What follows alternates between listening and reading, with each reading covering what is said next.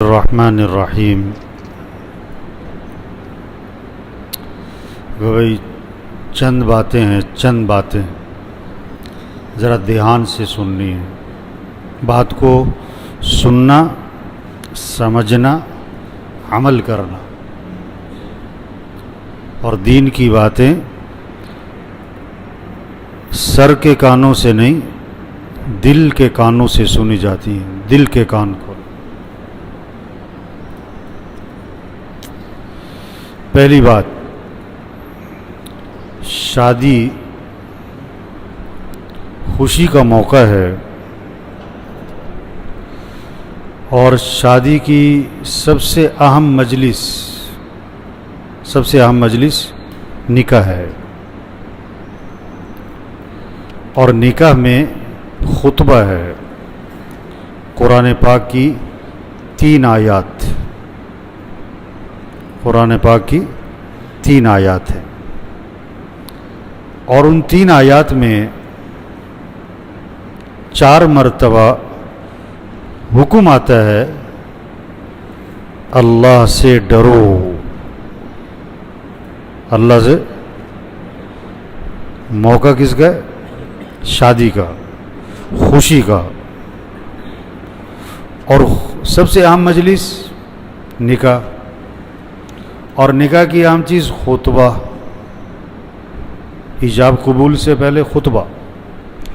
خطبے میں قرآن پاک کی 3 آیات، کوئی لمبا چوڑا خطبہ نہیں، 3 آیات، اور اس میں 4 مرتبہ حکم آ رہا ہے اللہ سے ڈرو، اللہ سے ڈرو، اللہ سے ڈرو، اللہ سے ڈرو۔ یا ایھا الناس اتقوا ربکم الذی خلقکم، اے لوگو اپنے رب سے ڈرو جس نے تمہیں پیدا کیا ہے، جس نے تمہیں پیدا کیا ہے۔ تم نہیں تھے، اللہ نے تمہیں پیدا کیا ہے، اس رب سے ڈرو۔ اور ڈرنے کا مطلب کیا ہے؟ اللہ سے ڈرنے کا مطلب کیا ہے؟ ہنسنا چھوڑ دو، کھیلنا چھوڑ دو، نہیں نہیں، اللہ سے ڈرنے کا مطلب اللہ کی نافرمانی نہ کرنا، اللہ کی نافرمانی نہ کرنا، اللہ کو ناراض نہ کرنا، اللہ کے حکم کو نہ توڑنا، یہ ہے تقوی۔ یا ایھا الناس اتقوا ربکم الذی خلقکم من نفس واحدۃ وخلق منها زوجها وبث منهما رجالا کثیرا ونساء واتقوا اللہ۔ پھر دوسری مرتبہ آیا، ایک آیت میں دوسری مرتبہ آ گیا اللہ سے ڈرو۔ واتقوا اللہ الذی تساءلون به والارحام ان اللہ کان علیکم رقیبا، بے شک اللہ تمہاری نگرانی کر رہا ہے۔ یا اللہ، پولیس تمہاری نگرانی کر رہی، فوج تمہاری نگرانی کر رہی ہے؟ نہیں، کون نگرانی کر رہا ہے؟ اللہ نگرانی کر رہا ہے تمہاری۔ جس کو یہ پتہ ہو کہ اللہ میری نگرانی کر رہا ہے، وہ اللہ کی نافرمانی کرے گا؟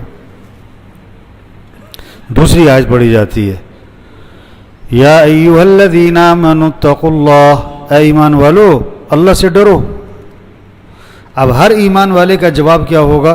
ہم اللہ سے ڈرتے۔ کون کہے گا ہم اللہ سے نہیں ڈرتے؟ ہاں اللہ سے ڈرتے ہیں بھئی ہم تو۔ اللہ نے نہیں نہیں نہیں، حق تقاتہ، جیسا کہ ڈرنے کا حق ہے۔ جو واقعی اللہ سے ڈرے گا وہ اللہ کی نافرمانی، وہ اللہ کو ناراض، وہ نماز میں غفلت، وہ کبھی جھوٹ گالی، کوئی دھوکہ فراڈ، جو اللہ سے واقعی ڈرے گا وہ میوزک، ناچ گانا، ہر چیز سے بچے گا، جیسا کہ ڈرنے کا حق ہے۔ تیسری آیت پڑھی جاتی ہے، یا ایھا الذین آمنوا اتقوا اللہ، اے ایمان والو اللہ سے ڈرو۔ اب ایک اشکال پیدا ہو جاتا ہے کہ یار موقع شادی کا ہے، موقع خوشی کا ہے، یہ مولوی صاحب کیا کر رہے ہیں؟ یہ ڈرائی جانڈے۔ تو یہ تو میں نکاح کے خطبے کا ترجمہ کر رہا ہوں۔ ایک ساتھی کہنے لگا بہت عرصہ ہو گیا، بچپن سے ہم نکاحوں میں شریک ہو رہے ہیں، شادیوں میں، لیکن آج پہلی دفعہ پتہ لگا کہ نکاح کے خطبے کا ترجمہ کیا ہے۔ ہم صرف برکت کے طور پہ پڑھ لیتے ہیں، سن لیتے ہیں۔ سمجھیں نکاح کا خطبے میں کیا آ رہا ہے، اللہ سے ڈرو۔ یا ایھا الذین آمنوا اتقوا اللہ وقولوا قولا سدیدا یصلح لکم اعمالکم ویغفر لکم ذنوبکم ومن یطع اللہ ورسولہ فقد فاز فوزا عظیما۔ نکاح کے خطبے میں پیغام دیا ہے کہ دیکھو جو اللہ رسول کی مان کے چلے گا وہ کامیاب ہوگا، جو اللہ رسول کی مان کے نہیں چلے گا نا وہ دنیا میں بھی ناکام آخرت میں بھی ناکام۔ یہ پیغام دیا ہے نکاح کے خطبے میں۔ اچھا، حدیث پڑھی جاتی ہے نکاح کے خطبے میں، النکاح من سنتی، نکاح اللہ کے نبی فرما رہے ہیں یہ میری سنت ہے، میرا طریقہ ہے، میرا ایک عمل ہے، اور جو بھی میری سنت سے اعراض کرے گا ومن رغب عن سنتی فلیس منی، جو میری سنت سے میرے طریقے سے اعراض کرے گا وہ مجھ میں سے نہیں ہے۔ جو نبی کے سنت کو چھوڑ دے، اللہ کے نبی نے کیا فرمایا، وہ مجھ میں سے، ہم میں سے ہے ہی نہیں۔ وہ کتنی سخت بات ہے۔ جو بھی سنت، جو بھی نبی کا طریقہ، صرف نکاح نہیں، جو بھی نبی کا طریقہ چھوڑے گا، کوئی بھی طریقہ، اللہ کے نبی ہمارے ہم میں سے نہیں ہے وہ۔ تو بھائی دیکھو، تقوی یہ بنیاد ہے۔ دنیا اگر بنانی اور آخرت بنانی تو کس پر آ جاؤ؟ تقوی پر آ جاؤ۔ تقوی قرآن بھرا پڑا ہے، اللہ سے ڈرو، اللہ سے ڈرو، اللہ سے ڈرو۔ یا ایھا الذین آمنوا اتقوا اللہ، اے ایمان والو اللہ سے ڈرو۔ جگہ جگہ قرآن میں آپ کو یہ لفظ ملے گا۔ تقوی اختیار کرے میرے بھائی۔ دوسری بات، نکاح شادی خوشی کا موقع ہے، سب کو خوش کرنے کی کوشش کی جاتی ہے، سب کو، دوستوں کو، رشتہ داروں کو، جو ناراض ہیں، روٹھے ہوئے ہیں، ان کو منایا جاتا ہے کہ جی خوشی کا موقع ہے۔ ملازموں کو، کام کرنے والی گھر میں عورتیں، اور جمعدار کو بھی کہ بھی یار خوشی کا موقع ہے، سب کو خوش کرو۔ سب سے زیادہ حقدار جس کو خوش کیا جائے وہ کون ہے؟ اللہ ہے۔ اللہ کو خوش کرو۔ کیوں؟ دیکھو، شادی کے بعد میاں بیوی میں جوڑ کون بٹھائے گا؟ اللہ بٹھائیں گے نا۔ تو کس کو راضی کرنا چاہیے؟ اللہ کو۔ اچھا، اولاد کون دے گا؟ اللہ دے گا۔ تو کس کو خوش کرنا چاہیے؟ پھر اولاد کو تندرست کون بنائے گا؟ تو کس کو خوش کرنا چاہیے؟ پھر اولاد کو فرما بردار کون بنائے گا؟ ٹھیک، موٹی سی بات ہے کہ بھئی معاملہ اللہ کے ساتھ ہے تو اللہ کو خوش کرو۔ یہ ایک عجیب منطق فلسفہ چل رہا ہے لوگوں کے ذہنوں میں کہ شادی کا موقع ہے، مولوی صاحب کرن دیو جو کر دے ہیں، وہ جی شادی کا موقع ان کرن دیو جو کر دے، ایک ہی باری دے۔ نہیں، یہی موقع ہے، اللہ کو راضی کرو، معاملہ اللہ کے ساتھ ہے۔ تو شادی کے موقع پر اللہ رسول کو راضی کریں، اس اللہ رسول کو راضی کرتے ہوئے، دوست ہیں، برادری ہے، سب کچھ ہے، پہلے اللہ اور اس کے رسول ہے۔ اللہ رسول کو راضی کرتے ہوئے کوئی ناراض ہو رہا ہے، ہوتا بھی رہے، ہم اللہ رسول کو ناراض نہیں کر سکتے۔ لوگوں کو راضی کرنے کے لیے اللہ کو ناراض نہیں کر سکتے۔ اس بنیاد پر زندگی گزاریں، تقوی پر آئیں، اللہ رسول کو راضی کرنا اس بنیاد پر آئیں۔ تیسری بات، شادی شادی کیا بھائی؟ شریعت کا مزاج۔ ان آدم النکاح برکتن ایسرہ معونہ، آپ صلی اللہ علیہ وسلم نے فرمایا برکت والا نکاح، صرف برکت والا نہیں، سب سے زیادہ برکت والا نکاح وہ ہے جس میں کم سے کم مشقت ہو اور کم سے کم خرچ ہو۔ شادی کیا ہو؟ سادی ہو، شادی کو آسان بنائیں، سستا بنائیں، شادی کو آسان بنائیں اور سستا بنائیں۔ شریعت کا مزاج، شادی آسان ہو، سستی ہو، شادی کو مشکل نہ بنائیں۔ شریعت میں شادی میں دو چیزیں ہیں، نکاح اور ولیمہ۔ نکاح کے لیے بہتر یہی ہے، مسجد میں ہونا چاہیے۔ حدیث میں آتا ہے نکاح مسجد میں کیا کرو اور اس کا اعلان کرو، حدیث میں آتا ہے نکاح مسجد میں کیا کرو۔ اچھا دیکھو، یہ بات ساتھی گڑبڑ کرتے، اہم چیز کو غیر اہم، غیر اہم کو اہم بنا دیتے۔ شریعت میں اہمیت نکاح کی مجلس کی ہے، رخصتی کی مجلس کی نہیں۔ رخصتی نکاح میں 50 آدمی ہیں، بعض جگہ پر 100 آدمی ہیں، اور رخصتی بارات میں کتنے ہیں؟ 200 500. یہ گڑبڑ بات ہے. یہ ہے اہم چیز. نکاح اہم چیز، نکاح کی مجلس اہم ہے. شریعت میں نکاح کی مجلس ہے. ہاں، تو نکاح کو آسان بنائیں. نکاح کے لیے بہتر مسجد. اور دوسری چیز شادی میں کیا ہے؟ ولیمہ ہے. نکاح اور ولیمہ. ولیمہ آپ صلی اللہ علیہ وسلم کا ایک ولیمہ ایسا تھا، آپ نے صحابہ کو کھجوریں کھلائیں. کوئی پلاؤ، کوئی قورمے، کچھ بھی نہیں. کیا؟ کھجوریں کھلائیں صحابہ کو. اور یہ ولیمہ ہو گیا کس کا؟ حضرت محمد صلی اللہ علیہ وسلم کا. سید الکونین، سید الانبیاء، امام الانبیاء. آپ کا ولیمہ ہے، کھجوروں سے ہو گیا. اور ایک ولیمہ آپ کا ایسا بھی تھا کہ آپ نے سارے مدینہ منورہ کو کھانا کھلایا تھا. ایک گائے ذبح فرمائی اور سارے مدینہ کو کھانا کھلایا. اس میں ایک اشکال سا پیدا ہوتا ہے کہ ایک گائے سارے مدینہ کے لیے کیسے کافی ہو گئی؟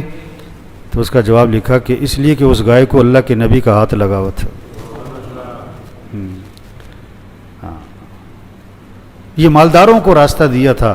اگر کسی نے شادی کے موقع پہ زور دکھانا ہے تو کیا کرو؟ سب کو کھانا کھلاؤ، سارے شہر کو کھانا کھلاؤ، سارے محلے کو کھانا کھلاؤ.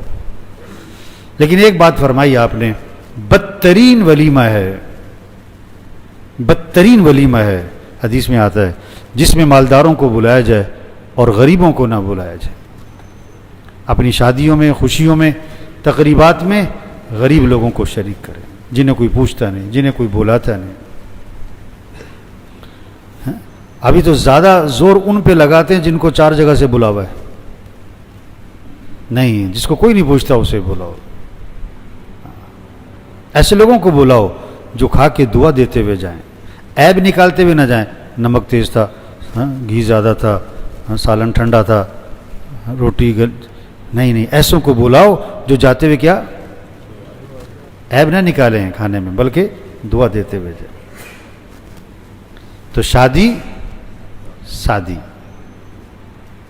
کیا ہو؟ شادی ہو. آسان بنائیں. آج شادی کو بہت مہنگا بنا دیا لوگوں نے، بہت مشکل بنا دیا. ایک شادی کے کئی فنکشن، ہر فنکشن کے لیے نیا جوڑا، بازاروں کے چکر، رنگوں کی میچنگ، جوتوں کی میچنگ. مرد لگے ہوئے مال کمانے میں، عورتیں لگی ہوئی ہیں مال خرچ کرنے میں. اس سے پوچھو نا بھی تم نے کل نیا جوڑا پہنا تھا، آج دوسرا نیا جوڑا کیوں پہن لیا؟ کل والا جوڑا کیا پھٹ گیا تھا یا کٹ گیا تھا یا جل گیا تھا؟ پتہ وہ کیا کہتی ہے؟ وہ تو لوگوں نے دیکھ لیا تھا، آج دوسرا جوڑا دکھانا ہے. آج حدیث میں آتا ہے جو شہرت کا لباس پہنے گا، دکھلاوے کا، کہ لوگ کہیں کیا بات ہے، جو شہرت اور دکھلاوے کا لباس پہنے گا، اللہ قیامت کے دن اس کو ذلت کا لباس پہنائے گا اور اندھے منہ جہنم میں گرائے گا. دکھلاوا نہیں ہونا چاہیے. اگلی بات، شادی کے بعد گھر کی آبادی، شادی کے بعد گھر کی آبادی حسن اخلاق سے ہے. شادی کے بعد گھر کی آبادی کس سے بھائی؟ جہیز سے نہیں ہے، کپڑوں سے نہیں ہے، شکل و صورت سے نہیں ہے، رنگ سے نہیں ہے، کاروبار سے نہیں ہے، بلڈنگوں سے نہیں ہے. اس لیے رشتے کی بنیاد بتائی.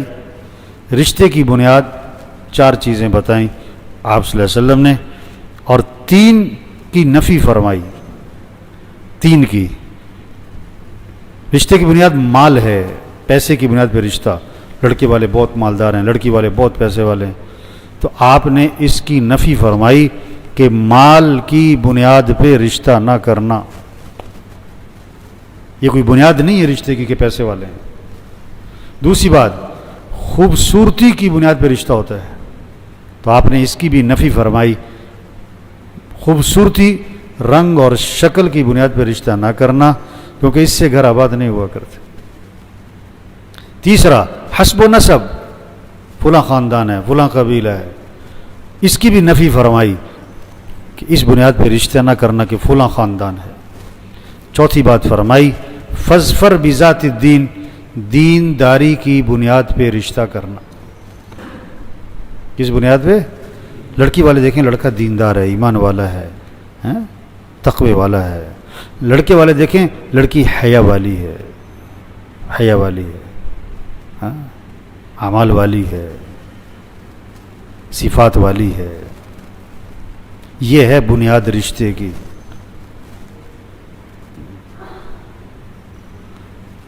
دین کی بنیاد پہ رشتہ ہو، اخلاق کی بنیاد پہ رشتہ ہو، پھر گھر آباد ہوں گے، کیونکہ گھر آباد ہوتے ہیں دین سے اور اخلاق سے۔ آج توبہ توبہ، لاہور کی رپورٹ ہے ایک سال کی، ایک سال میں، پچھلے ایک سال میں لاہور کے ایریے میں ایک سال فیملی کورٹ کی رپورٹ ہے 2,70,000 طلاقیں ہوئی ہیں۔ توبہ توبہ توبہ۔ مجھے کل پرسوں کوئی بتا رہا تھا کہ فیصل آباد میں انہوں نے تجزیہ کیا ہے، تقریباً روز 70-75 کے قریب روزانہ طلاقیں ہو رہی ہیں۔ توبہ توبہ توبہ۔ وجہ کیا ہے؟ بد اخلاقی ہے۔ وجہ کیا ہے؟ اخلاق بگڑے ہوئے ہیں، غصہ، بغض، غیبت، چغلی، کینہ، حسد، برداشت نہیں، صبر نہیں، درگزر نہیں، معاف کرنا نہیں، تکبر، میں۔ اخلاق اچھے بنائیں، اخلاق اچھے بنائیں، گھر آباد ہو جائیں گے۔ جہیز تھوڑا ہو چاہے، مکان چاہے چھوٹا ہو، کاروبار چاہے چھوٹا ہو، اگر اخلاق اچھے ہیں گھر آباد۔ اگر اخلاق بگڑیں بڑے بڑے گھر ہوں گے، گھر آباد نہیں ہوں گے، بڑی بڑی کوٹھیاں ہوں گی،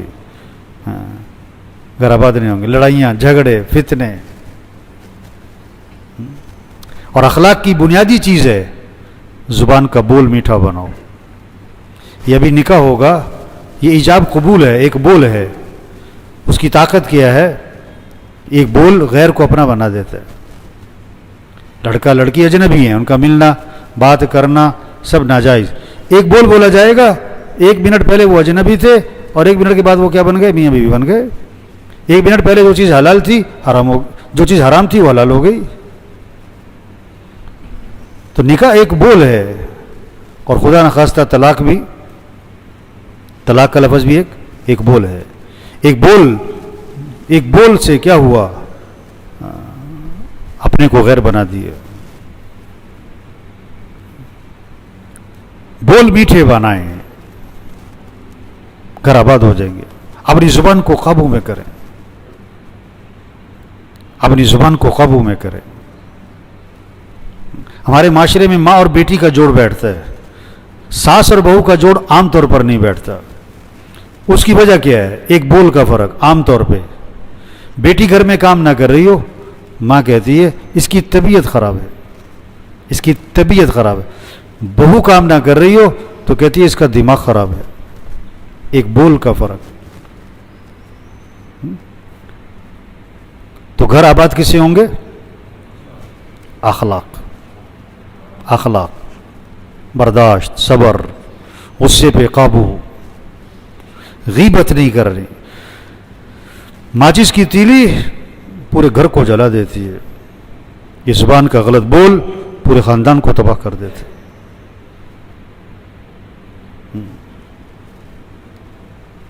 یہ زبان کا بول شہد سے زیادہ میٹھا اور زہر سے زیادہ کڑوا ہو سکتا ہے، ریشم سے زیادہ نرم، تلوار سے زیادہ تیز ہو سکتا ہے۔ یہ محبتیں بھی پھیلاتا ہے بول، نفرتیں بھی پھیلاتا ہے۔ تو اخلاق اچھے بنا ہے۔ اگلی بات، شادی سے پہلے بھی اور خاص طور پر شادی کے بعد اس دعا کا پڑھنا اور مانگنا بہت ضروری ہے۔ اللہ نے قرآن میں سکھائی یہ دعا کہ یہ دعا مانگا کرو۔ کیا؟ ربنا هب لنا من ازواجنا وذریاتنا قرۃ اعین وجعلنا للمتقین اماما، اے ہمارے رب ایسی بیوی اور ایسی اولاد دے جو آنکھوں کی کیا بنے، ٹھنڈک بنے. بیوی کو ایسا خامند، خامند کو ایسی بیوی جو آنکھوں کی ٹھنڈک بنے، ایسی اولاد ہو جو آنکھوں کی. ایک حدیث میں آپ نے فرمایا کہ اللہ میں ایسی بیوی سے پناہ مانگتا ہوں جو بوڑھا ہونے سے پہلے بوڑھا بنا دے، ایسی اولاد سے پناہ مانگتا ہوں جو میرے لیے وبال اور مصیبت کا سبب بن جائے. اس دعا کا مانگنا بہت ضروری ہے. کیا؟ ربنا هب لنا من ازواجنا وذریاتنا قرۃ اعین وجعلنا للمتقین اماما، اے ہمارے رب کیسی عجیب دعا ہے کہ مجھے متقین کا امام بنا ہوں. امام کا مطلب مسجد کا امام نہیں، امام کا مطلب پیشوا. ہر آدمی اپنے گھر کا کیا ہے؟ پیشوا ہے. ہر آدمی اپنے گھر کا امام ہے. تو آپ کا گھرانہ کیا ہو؟ متقی لوگوں کا ہو، اور آپ ان کے کیا ہو؟ امام ہو. متقی لوگوں کا گھرانہ. تو سب ان باتوں پر عمل کریں گے نا انشاءاللہ جی. فائدہ کس کا ہوگا؟ ان باتوں پر عمل کریں گے، فائدہ کس کا ہے؟ اپنا ہے. اور نہیں کریں گے تو نقصان. آخری دو باتیں. سب سے اہم چیز نماز ہے. 5 وقت کی نماز کو پابندی اہتمام سے پڑھیں. آج نماز کے بارے میں بہت غفلت ہے. ایک پڑھتا ہے، 4 نہیں پڑھتا، کوئی 4 پڑھتا ہے، 1 نہیں پڑھتا، کوئی جمعہ پڑھتا ہے، پورا ہفتہ نہیں نظر آتا ہے. 5 نمازیں ماشاءاللہ اکثر پڑھتے ہوں گے. جس کی غفلت ہے نا آج پکا عزم کرے 5 نمازیں پڑھنے انشاءاللہ. اور کہاں پڑھنی؟ کہاں؟ گڑبڑ نہیں کرنی. مسجد 5 نمازیں. فجر کہاں؟ مسجد. ظہر مسجد. شوق ہو مسجد جا رہے. حدیث میں آتا ہے جس کو مسجد آتا جاتا دیکھو اس کے ایماندار ہونے کی گواہی دے دو. آخری بات، اکثر نوجوان بیٹھے ہیں. آج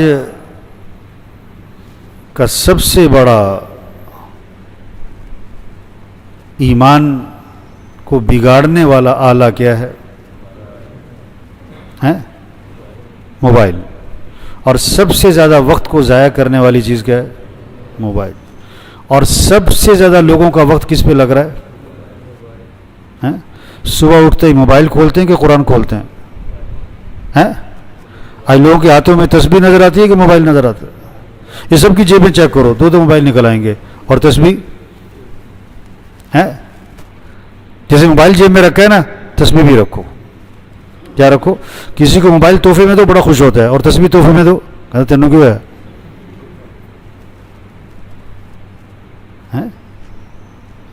ہاتھ میں کیا ہو؟ تسبیح ہو. گھر میں تسبیح لے کے جاؤ، تسبیحاں خریدو. جتنے افراد ہیں سب کی تسبیح ہو، سب کے پاس تسبیح ہونی چاہیے. موبائل کا استعمال ضروری ہو گیا ہے، اس کے بغیر گزارا نہیں. لیکن اگر استعمال غلط ہوگا تو نقصان. چھری کا استعمال ضروری ہے نا، اس کے بغیر گھر کا گزارا. اور چھری کا استعمال غلط ہو تو نقصان بھی بہت زیادہ ہے.